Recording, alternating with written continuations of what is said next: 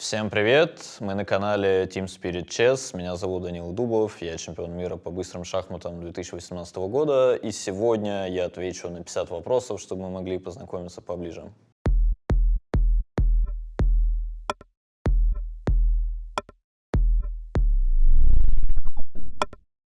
Просыпаться в 8 утра или после полудня?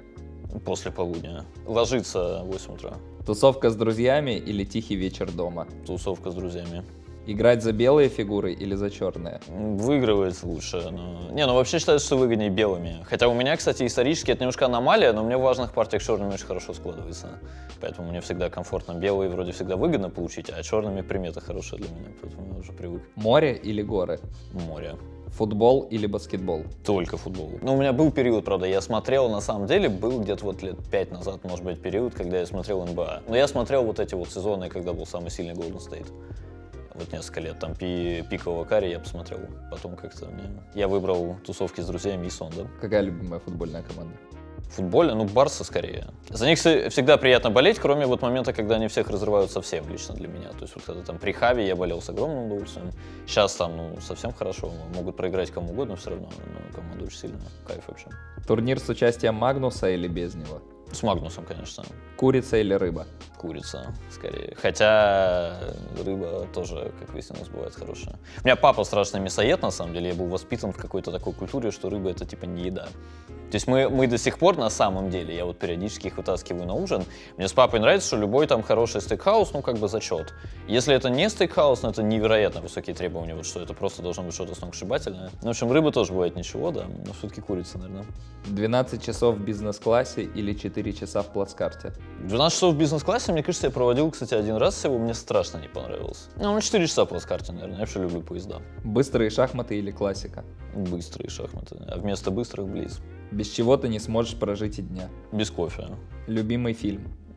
Одного нету. Два, которые щелкают. Мне очень нравится «Умница Уилл Хантинг». Это, кстати, он супер старый, это Оскар Деймона, причем это совсем-совсем молодой Деймон. И очень мне нравится «Молодость» Сарантино. «Молодость» — это мой такой фильм, если надо выпендриться, вот какой-то минимально, типа, умный, серьезный фильм. До Тарковского я не дорос, все равно никто не поверит, что я прям фанат. Я что-то посмотрел, но я не могу сказать, что прям буду пересматривать «Солярис». А вот «Молодость» я реально пересматривал много раз, мне очень нравится. Играть на живой доске или онлайн? На живой, конечно. Вживую не обманут. Блиц 3+0 или пуля 1+0? Опционально. Обе игры хорошие. Для удовольствия, наверное, 1+0 скорее. Вживую, конечно, 3+0, а в онлайне 1+0 хорошо. Стаканчик негрони и вперед. Хорошая шутка или интересная история? Хорошая шутка. Какая последняя шутка тебя развеселила, вспомнишь? Я смотрю много довольно стендапа. Я вот для себя открыл в какой-то момент. Есть такая чувиха, ее зовут Натали Комо, по-моему. Она итальянская американка. У нее много довольно хорошего такого юмора на грани. Но вот у нее есть там шутка, мне понравилась, про daddy issues. Что она говорит, что вот у меня там подруга сказала, что у меня типа daddy issues. Говорит, у меня нет daddy issues, просто. Я, говорит, я очень люблю своего отца, просто твой мне нравится больше. У меня своеобразное чувство юмора, извините, дорогие подписчики. Горькая правда или сладкая ложь? Опционально. Горькая правда, как бы правильный ответ, но так с возрастом иногда уже сомневаешься. Забанить всех читеров или дать второй шанс? Забанить. На черное или на красное?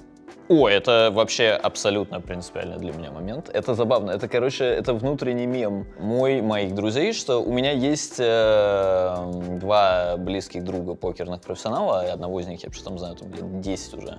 Что у нас, есть мем, что всегда надо ставить на красное. Это не мем, это так и есть на самом деле. То есть на красное ты выигрываешь, просто на черное проигрываешь. Но мы просто обсуждали, то есть мы часто еще, когда накатим, мы там, то есть мы ставили там с ним на красное там во всех казино мира примерно, где были, и, кстати, выигрывали. Но мы просто часто еще, когда выпьем, мы разгоняем эту тему, что, в принципе, вообще там суть жизни, вообще, чтобы заработать, надо поставить на красное. И что в конце концов, что мы разогнали, что, типа, Маск на самом деле такой богатый, что он почему, в принципе, такой успешный, что он все носится с этим Марсом, полететь на Марс, это потому что Марс красный.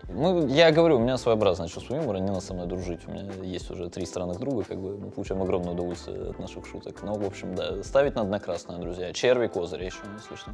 Когда последний раз плакал? Кстати, наверное, не так давно. Я плакал, наверное, мне кажется, один раз за лет, в общем, много. Но это было сравнительно недавно. Я в какой-то момент проиграл подруге спор. что мне надо было пойти к психотерапевту. Потом как бы спор закончился, а я как-то втянулся. Как знаешь, это анекдот, что Ватсон к трубочке пристрастился. Вот, да, вот я как-то втянулся, и, короче, в какой-то момент как-то она меня довела, да. И как-то хорошо стало, прям. Всем советую, друзья, вот это все, что мужчины не плачут. Ну, ладно, но тогда можно и с ума сойти. Лучше, может, один раз поплакать, не надо стесняться. Е4 или Д4? Душа за Е4, жизнь за Д4. Играть в джинсах на турнирах, ты за или против? Конечно, за. Вот это я вообще не понимаю, кстати. В шахматах вся вот эта идея дресс-кода, ну, где-то это выглядит хорошо, там, я не знаю, мне очень нравится, ну, бильярд, например, мне очень нравится, да, у них реально чуть-чуть необычно, что именно с жилеткой ты понимаешь, что это именно бильярд. Но у нас просто какой-то дресс-код, что типа просто костюм, ну и чё, ну то есть это какие-то собрались там официанты, да, они играют в шахматы там или что, то есть реально у нас была история, мне очень нравится, что я не помнящий как-то, что мы играли турнир серии Гран-при, там был очень строгий дресс-код, который, ну, на самом деле там половина людей не соблюдала, но в принципе типа надо было соблюдать. И вот он пришел на открытие где-то, наверное, минут на 10 раньше официального старта, и он так что-то встал, где-то в углу приткнулся, и буквально 2 минуты прошло, и к нему подошла какая-то женщина и сказала, что, в принципе, вы уже можете начинать разносить напитки. То есть я говорю, чтобы вот таких историй не было, я говорю, у нас какой-то странный дресс-код. То есть если вот сравнивать с тем, что есть, мне кажется, джинсы лучше, в джинсах хотя бы кайф. Купить сейчас или купить по скидке? Купить сейчас. Если бы ты стал собакой, то какой? Можно я как-то останусь с собой, я даже не знаю. У меня есть еще, к сожалению, проблема, что на самом деле у меня куча такого рода пробелов. У нас был хороший мем, что мы, короче, поехали в ближнее Подмосковье, есть классное место, называется, по-моему, Русская Аляска. Там можно покататься, реально, когда холодно, там можно покататься на хаске. Степень как бы моего бреда, что мы когда обсуждали породу, я говорю, так хаски, я говорю, это же, ну, я говорю, они вообще, типа, милые, но это вот там лучшая порода для детей. Ну, вот, короче, для меня хаски я перепутал с корги. Уронить флаг сопернику или ничья в равной позиции? Ну, странный вопрос. Это вопрос, выиграть или не выиграть? Ну, конечно, выиграть, ну, в смысле... Место, куда никогда бы не хотелось вернуться. Но вот из абсурдных самых поездок, я помню, я был вот на пике конфликта, я был в Косово. А место, куда бы хотелось вернуться? Ну, таких очень много. Ну, это как любимые города. Ну, много мест. Барса — замечательный город, Рим — замечательный город.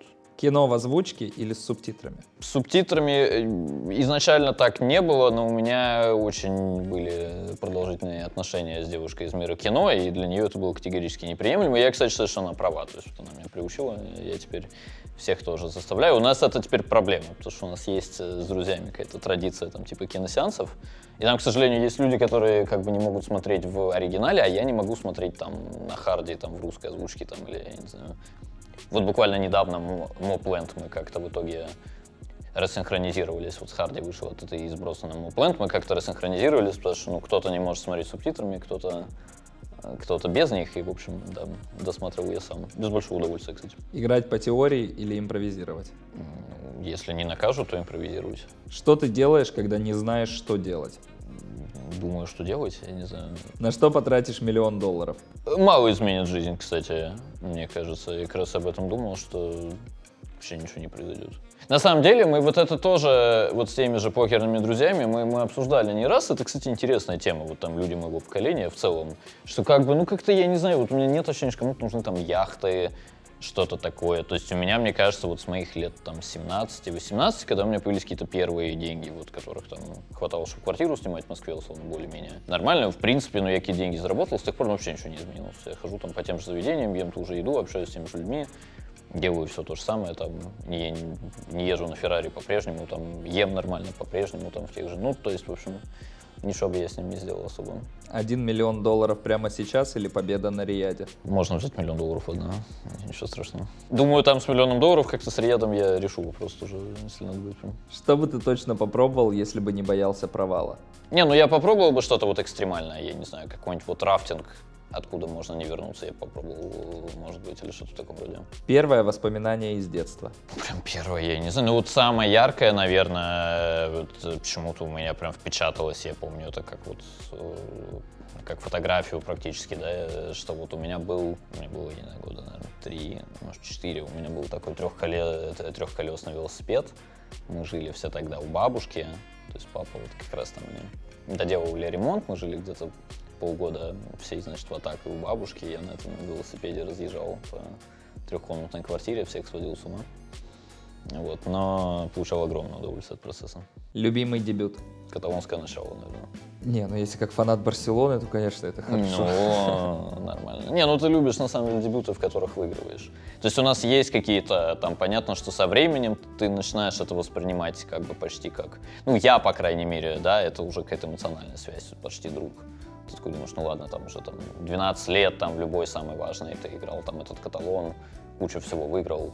Ты уже его играешь для какой-то такой эмоциональной подстраховки, да? Если ты проиграешь важную партию в Каталоне, ну, типа, значит, судьба. А если важную партию ты проиграешь, не сыграв Каталона, а сыграв что-то другое, ты будешь думать просто, ну, почему я его не сыграл? То есть в шахматах много еще дебютов, которые просто имеют прикольные названия. Всякие там ежи, там что-то еще, там драконы, ну, как-то... Коготь бобра. Я, кстати, до сих пор не знаю, что такое коготь бобра, это какой-то мем. Я знаю, кто его придумал, но я как-то так и не врубился. Я тебе расскажу потом кратко. Окей. Самая дорогая покупка? Вот я обдумал, самая дорогая могла бы быть, я думал купить какую-то машину. Но как-то, живя в Москве, я так и не придумал, зачем мне машина.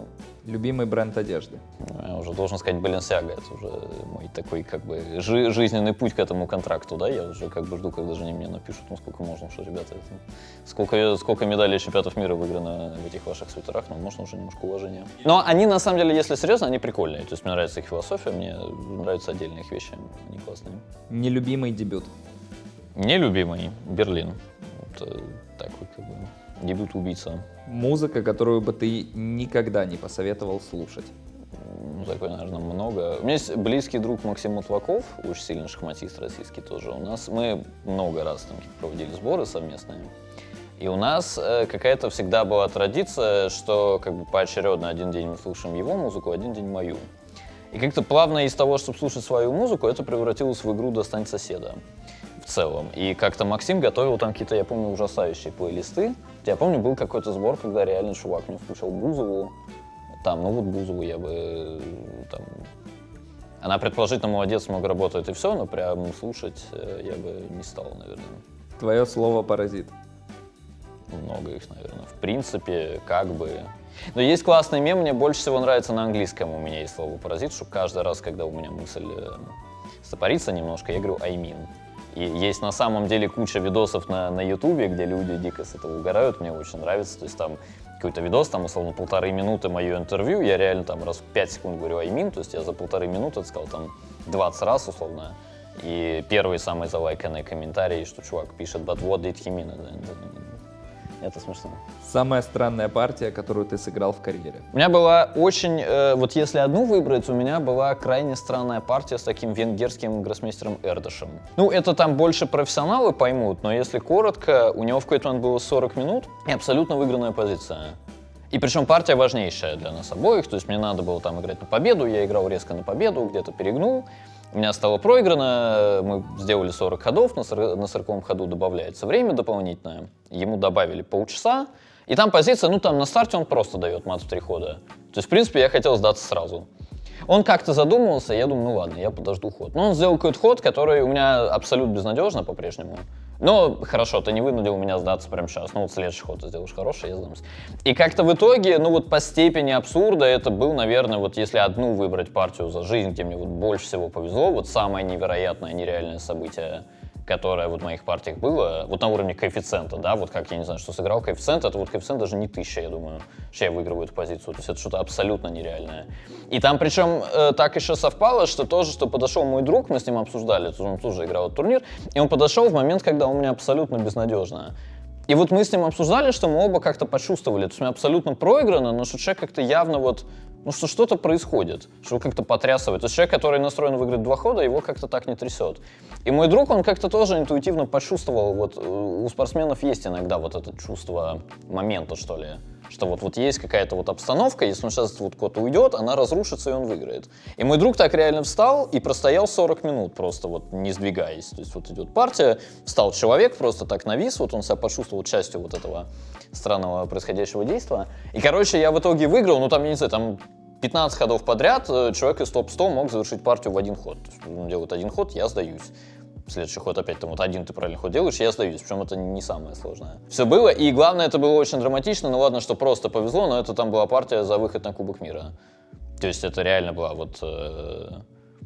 Я в этом смысле склонен и там иногда поныть, что там мне условно редко везет, но я все-таки, когда везет, я в состоянии оценить, вот это абсолютно невероятно, что-то ничего и близко похожего не было. А ты с ним потом не общался? Почему? Нет, ну я с ним, нервы, наверное, я с ним не общался, я единственное, что знаю, что с ним на следующий день мой приятель летел одним рейсом, и что вот этот мой неудачливый оппонент рассказывал ему про эту партию, и в какой-то момент как бы по ходу рассказа не выдержал и заплакал.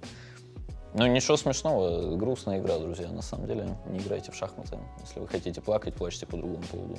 Когда последний раз дрался? Не так давно, меньше года. Причину расскажешь или без комментариев? Ну, неудачно вышел из заведения ночью, встретил людей. Ты стоишь на вокзале с билетом в один конец. Куда? Уже неплохо. Куда-то далеко интуитивно. Если вот из Москвы, то куда-то далеко. Нет, ну на самом деле, если серьезно, у меня вообще нет привычки брать обратные билеты. Ни авиабилеты, ни ЖД-билеты, поэтому я просто бы куда-то поехал, если на вокзале. Ну, вот в Казани замечательно. Питер какой-то такой банальный ответ. Ну, вообще, на самом деле, много классных российских городов. Мне кажется, Россия, причем даже сравнительно близко к Москве, Россия недооценена в плане вот какого-то такого там туризма на пару дней. Ну вот Казань, например, просто я очень люблю, я был в Казани там больше 10 раз, мне очень нравится Казань. Сейчас лето, друзья, езжайте в Казань, класс, там гуляйте по Профсоюзной, по Баумана. Самый жесткий зевок, который ты видел? Ну они все похожие. Но меня дико рассмешило, это может быть не самое жесткое, но это просто самое абсурдное. Есть такой американский шахматист Сэм Шенкланд, сильный, ну то есть он там на пике был, наверное, там в топ, ну совсем на пике, может 20. Ну это шахматист, короче, как бы такой из там нижней половины элиты условно, или вот там самый верх второго эшелона, неважно. И он просто так еще сложилось, что он был в команде Магнуса какие-то годы. Как-то у него с ребятами там не очень сложились отношения, и потом, когда пришел я, то есть мы в команде Магнуса с ним не пересеклись, мне сразу объяснили, что это дикий мем, и что, в принципе, над ним надо шутить и издеваться всеми возможными способами. Поэтому каждый раз, когда Сэм где-то минимально косячит, у нас мгновенно взрывается до сих пор этот командный чат, и что ха-ха-ха там. Но просто конкретно эта история действительно была смешной, что он играл за сборную на Олимпиаде, они играли матч с армянами, и реально они из-за этого проиграли матч, то есть это решающая партия матча, он остался последний. И что он просто не заметил, то есть там идея в том, что ему дают шах, он там делает какой-то ход королем, соответственно, ему дают еще шах, он делает снова ход королем, и в этот момент чувак, то есть, ну, у Сэма чуть хуже, но в принципе ничья, то есть ему надо просто уходить от шахов, если тот не дает шах, Сэм сразу делает ничью. И тот, там шах-шах, и тот в какой-то момент просто напал на мат, и Сэм не понял, что ему не дали шах, и взялся за короля. И тогда тебе ставят мат. То есть там надо было вот любой активный ход сделать, тот бы согласился на ничью. А Сэм просто там шах, он ушел королем, он схватился, так на этого смотрит и сдался. Ну и там у нас чат просто мгновенно, мы не общались там 2 месяца примерно, и мгновенно чат там проходит 5 секунд, все там, вот он идет там примерно. Все были уже довольны. Ну на самом деле, если серьезно, так за сборную очень болезненно, конечно, проиграть. Это абсурдно, конечно, совсем. То есть, ну, у человека в этом полчаса времени, то есть можно следить за тем вообще, какой ход делается с той стороны. Но Сэм был как-то уверен в себе. Какая мелочь неожиданно сделала твой день лучше на этой неделе? Ну, я не знаю, я тебе вот рассказал уже свои шутки любимые, ты понимаешь, мои стандарты, да, меня развеселить не трудно. Не, ну может кофе тебе где-то подарили, еще. Нет, ну я могу, слушай, я могу, у меня может резко повыситься настроение от имени водителя в Яндекс.Такси, например, да, то есть у меня каждый день у меня есть повод для... Вот буквально сегодня я прошел по дороге, вот я прошел новость, это смешно, что... Кто-то там выложил, что какой-то человек заявил в прокуратуру, что куда-то он пришел там на какую-то встречу там с 5 миллионами рублей там или что-то, что подошел человек, предложил поиграть в карты, когда тот пришел в себя, у него выиграли 5 миллионов и человек ушел. Мне смешно. Ну, я говорю, мне в целом поднять настроение, знаешь, это не так трудно. Если бы ты мог прожить один день в любой эпохе, куда бы вернулся? Ну вот, если брать, что я играю в шахматы, я бы точно вернулся куда-то, вот, наверное, в 70-е, 80-е. Это был фантастический период, что были слабые компьютеры, реально. То есть люди, которые много занимались, имели перевес, очень много творчества было в игре. было много прикольного. В плане именно по жизни... А против кого бы сыграл? Да там дело даже не в том, против кого. Ну, Сталин прикольно. Но что это, в принципе, была немножко другая игра, что вообще люди играли, именно сама вселенная была другой. У меня нету, кстати, такого вот какого-то фетишизма, что я там хотел бы сыграть с Капабланкой. Там, да нет, мне вообще все равно. Ну, сыграешь одну партию с Капабланкой, и ничего не произойдет. Но сама именно вот вселенная была крутой. А по жизни, ну, если брать вот нашу страну, ну, 19 век, вот где-нибудь там Российская империя, декабристы, вот это я пожил. Может, недолго, кстати, интуитивно, но пожил, да. Смотря кем бы ты там был. Ну, нетрудно догадаться, мне кажется, кем бы я там был, поэтому да. Выиграть красиво или надежно? Красиво, конечно. Восток или Запад? Раньше я всегда считал, что Запад. Сейчас как-то уже... Я в какой-то момент вообще понял, вот у меня был такой концепт, я много где был, что у меня был такой концепт, что Москва лучший город мира, типа... Я сейчас на самом деле понял, что нет, это на самом деле просто, ну вот точно можно сказать, что лучший город Европы, да. И это вот реально, да, то есть для меня, по крайней мере, я не настаиваю, что я прав, но там, ну, на фоне Парижа для меня там, условно, это просто какое-то смешное сравнение. Я в Нью-Йорке вот даже был в декабре, у меня были мега ожидания, просто после Москвы, ну, просто помойка. Причем и в прямом, и в переносном смысле, то есть, ну, просто безумие, там, по сервису, по всему, по коммуникациям, ты вообще не понимаешь, что происходит, тем более в Европе. Но на самом деле, вот я когда покатался по Азии, я понял, что нет, вот это, кстати, то есть вот Гонконг, условно, после Москвы ощущается как реально, да, круто, то есть ты понимаешь, что все то же самое, там вся та же доставка, очень красиво, очень быстро, очень вкусно. Так что, может, уже и Восток, короче, отвечая на твой вопрос. То есть мне вот интересней стало... С какого-то момента я стал больше думать вот в ту сторону, что интересно поехать в Токио, например, там, а не там, в Рим в 100-й раз, хотя Рим очень красивый город. Худшее, что можно сделать во время матча? Худшее? Да, слушай, огромный выбор. Ну, я не знаю, можно выпить, можно потеряться. У нас там есть суеверные люди, которые ты, например, пошел на партию каким-то мега неудачным маршрутом и выиграл. Ну, и это рушит тебе жизнь, потому что уже, ну, надо все повторять, многие считают. Или какие-то там ручки счастливые или что-то такое. Я, кстати, не верю глобально в вот эту тему, что есть какие-то абсолютно несуеверные спортсмены, я в это вообще не верю. Мне кажется, это полный бред, просто у каждого своя какая-то есть штука, на которую ты обращаешь внимание, на что ты не обращаешь внимания. Но у меня, например, я не слежу за ручками, я реально не знаю. То есть вот мне все равно, я не вспомню, то есть я реально не обращаю на это внимания, но я реально тебе назову, как ни странно, свою статистику там в каждой из рубашек гардероба, примерно. То есть я к этому отношусь так, что это безусловно суеверие, но в принципе, если минимально ты об этом помнишь, то уже гораздо проще взять типа счастливую ручку или надеть типа счастливую рубашку и просто об этом не думать. Это, знаешь, есть вот эта история про Бора и подкову, мне очень нравится, вот я к этому также отношусь. Ну что, у Бора, типа, над входом в лабораторию висела подкова якобы. И у Бора спросили в какой-то момент, что как же так, вы же великий ученый, образованный человек, неужели вы верите, что подкова приносит счастье? Бор сказал, что я не верю, говорит, но, к счастью, что подкова это делает вне зависимости от того, верю я в это или нет. Вот я, понимаешь, я к этому также отношусь, но можно просто как бы повесить подкову и не думать об этом, да, вот здесь примерно то же самое. Ну... Сыграть гроб или коготь бобра? Ну, гроб, я хотя бы знаю, что такое. Коготь бобра — это какой-то вот интернет-мем Максима Амариева, я даже не знаю, что это, может быть, один и тот же дебют вообще? А4, H4, либо так, это коготь бобра. Ну, уверен, что коготь бобра объективно не так плохо, как гроб, потому что гроб как бы совсем беда. Но хотя бы из уважения к шахматной истории уже лучше гроб играть, наверное. Станет ли Готэм Чес гроссмейстером? Честно говоря, мало вещей, которые меня волнуют меньше, понять не имею. Кто следующий заберет шахматную корону?